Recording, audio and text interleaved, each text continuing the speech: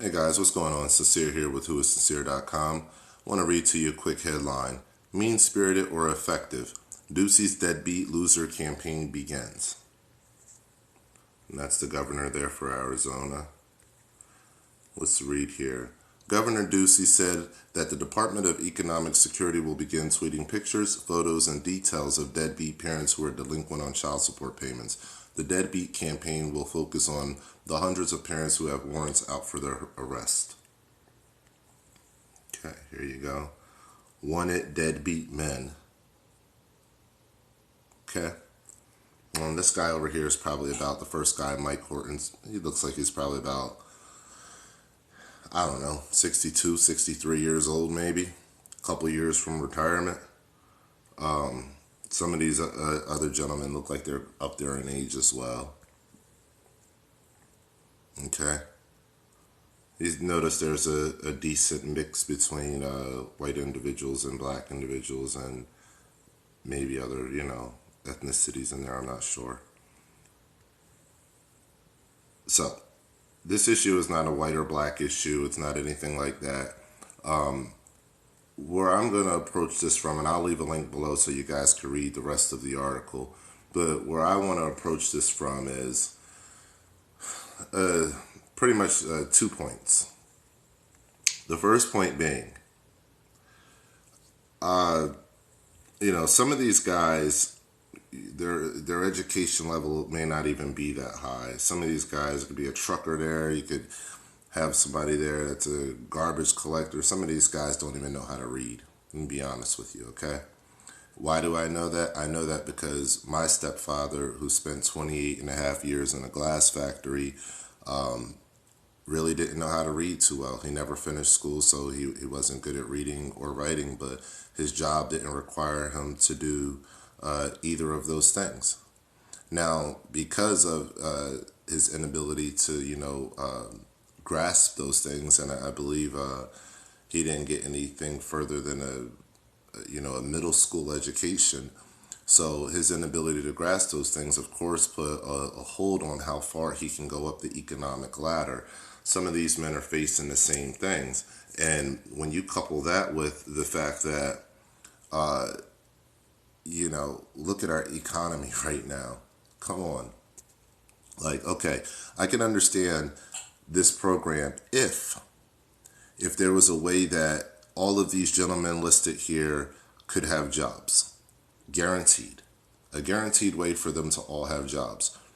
To be quite frank, there's not enough jobs for the amount of people that live in the United States. I mean, this is simple math. There's not enough jobs. There's not enough employment. And then the employment that we do have is not substantial employment. I've reported on this before. It will take you over 100 hours in the state of New Jersey at a part-time job. 100 hours at a minimum wage job to be able to afford something to live in. 100 hours to be able to afford a 2-bedroom apartment. 100 hours a week. So when you have people that have to work in those conditions, not many people can handle that. Mike Horton over here, can he work 100 hours a week? Probably not. Doug Greco and this guy, Kizell or whatever his name is in the middle, can they work 100 hours a week? Probably not. Some of these guys are older gentlemen that can't work those hours. So, that's one point. The second point is this. Not only do we have an economy that's completely just wrecked, torn to pieces from Bush to Obama, and it's going to probably get worse.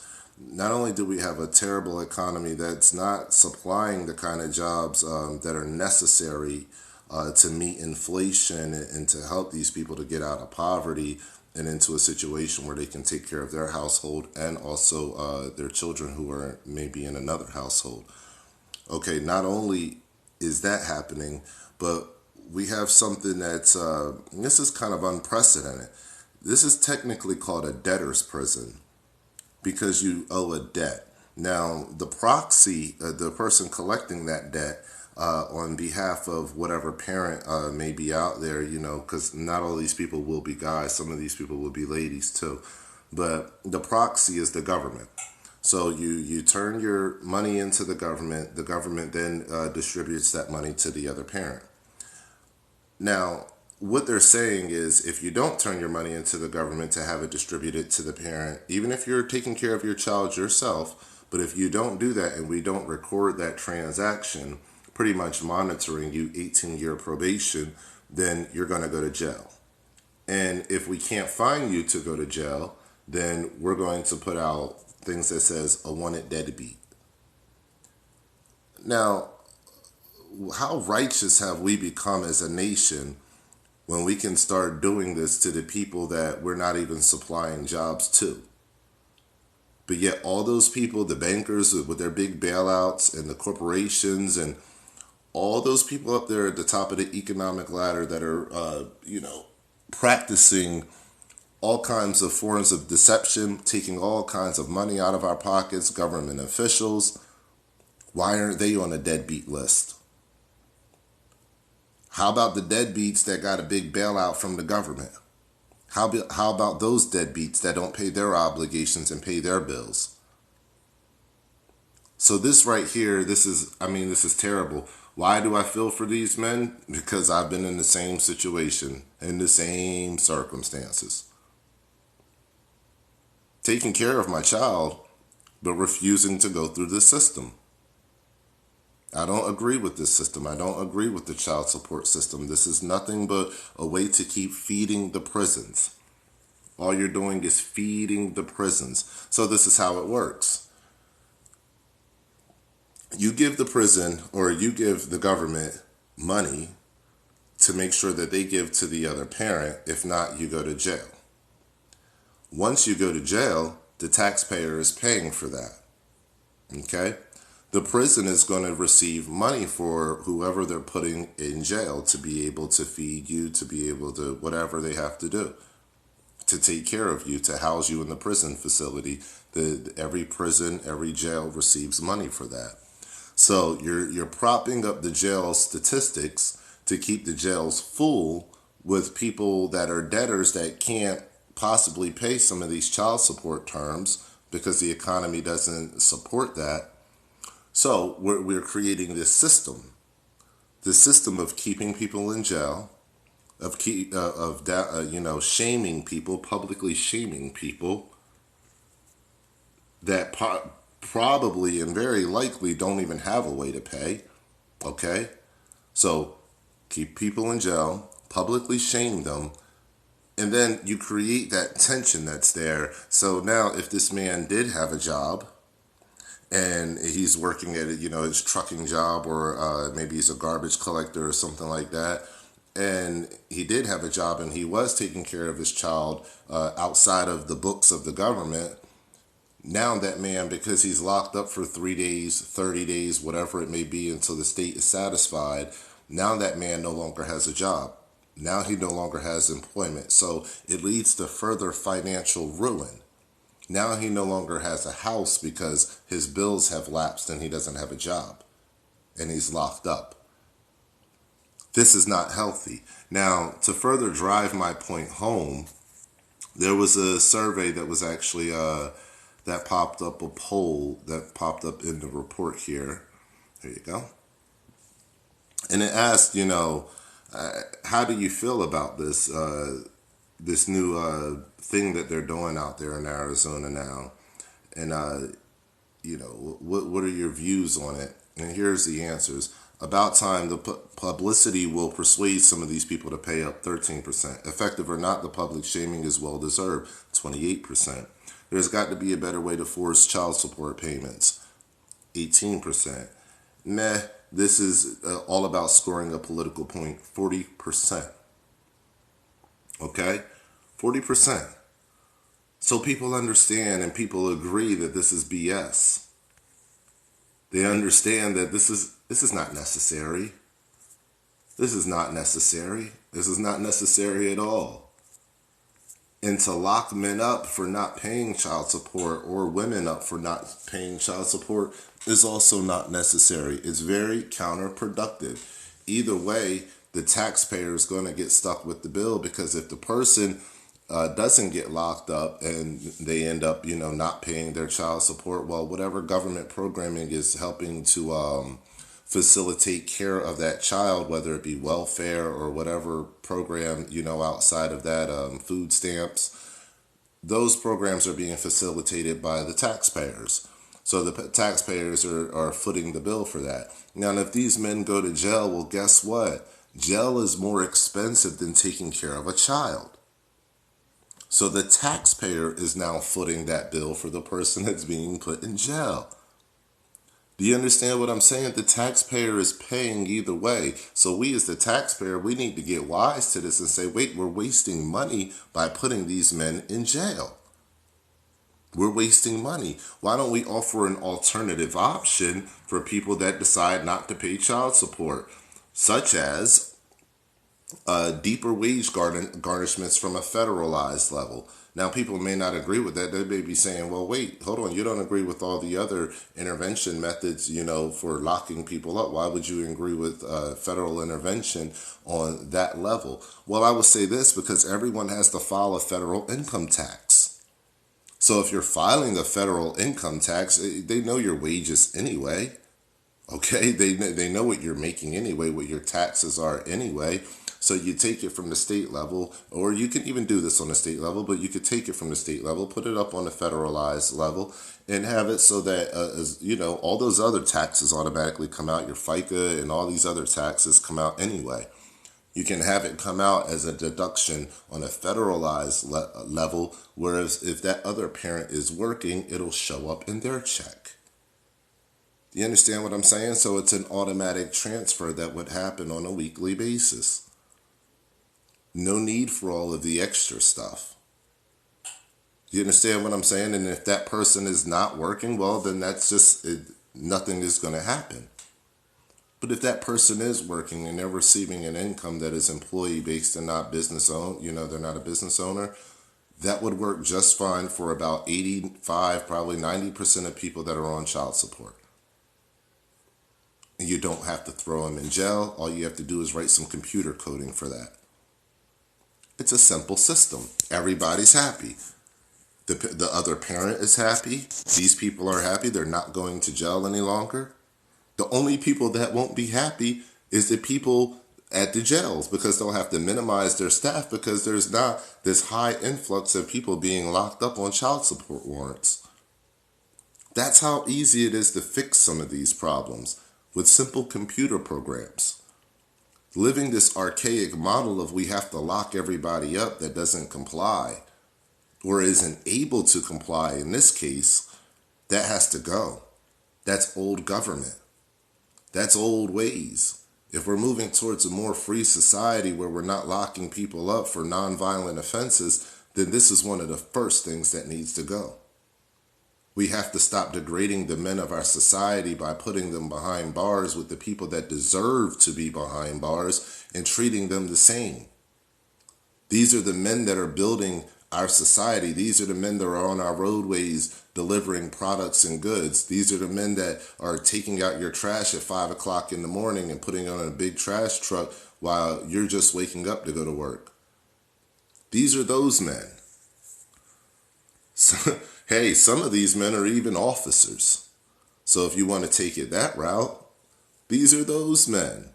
Officers that don't get paid much but live in expensive areas where it's just a high tax code. This is the reality of it, guys. We have to stop allowing this to happen. We can stop this. We can stand up and have a voice and say, hey, you know what? Maybe this system is counterproductive. Maybe this system is raping the taxpayers who are paying either way. And now they're getting a double whammy. And it's also taking the pride of the and security of the gentlemen and the women that we're actually going after. These people have to be in hiding because they have a warrant. Because you have a warrant, it's harder to get a job. Do you understand how this complex cycle keeps going, and it keeps replicating itself in terrible ways until there's no more left, until there's destruction of the soul of the individual. And even then, it doesn't stop. You have 18 years of this, and if that child decides to go to college, you may have another 4 years, or whatever that may be, up until about 25 in some states. We have to figure out a way to stop this, to stop jailing and imprisoning nonviolent people. And I'm sorry if this has been a little long. I just wanted to really drive home the point of how this system is affecting Americans. It's affecting Americans all across the board. I have female friends that I talk to who are on child support. And, it's just an ugly system. Ugly system. I hear about the things that they go through with, the father that may have custody. And the system it's horrible. You talk to men all the time that, they try to stay away from any contact with the police officer whatsoever because they know they may have a child support warrant. Okay, this also breeds a system of people that don't want to call the cops in the time of need or when they may have to be called. Why don't they want to call the cops? Because they have a child support warrant. Do you understand how this affects everything? Everything. So some of you listening to this, what if, put it in this situation. Mike Horton is out there and Mike Horton's maybe an old disabled guy and, he can't work or whatever. I don't know I have no idea what's going on in his world. I'm just giving you an example. Mike Horton is out there. Mike Horton sees one of your children that happens to be out at the same time as him at night get robbed and maybe violently attacked. Well, Mike Horton may want to stay and make the police report and say, hey, I got a good description of the guys that did it. I saw their faces and I saw a tattoo. Guess what? Mike Horton can't do that. Because if Mike Horton does that, Mike Horton's going to jail for being a good Samaritan. But because as soon as he hands over that ID, his information will be ran against the system of whether he has any warrants. And child support will show up and Mike Horton's going to jail that night for being a good Samaritan.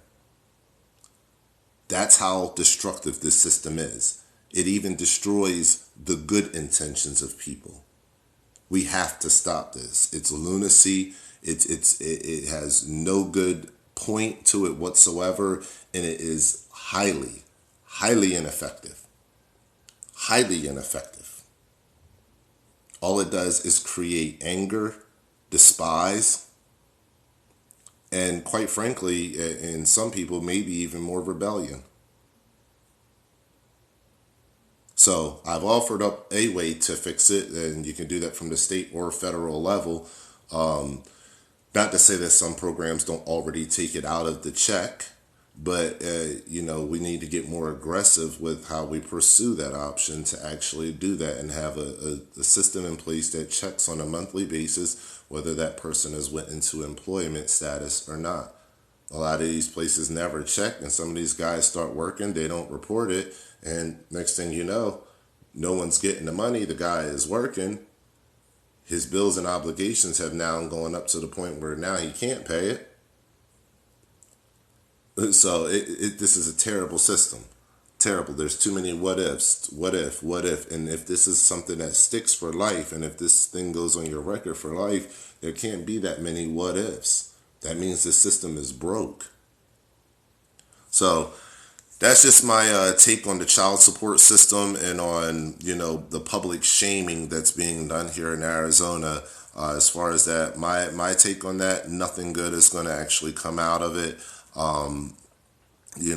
Nothing good is going to come out of this. It's not going to help anything, and it's going to hurt more families than help more families. Will it raise a little bit of cash to get some of that cash off of the child support books?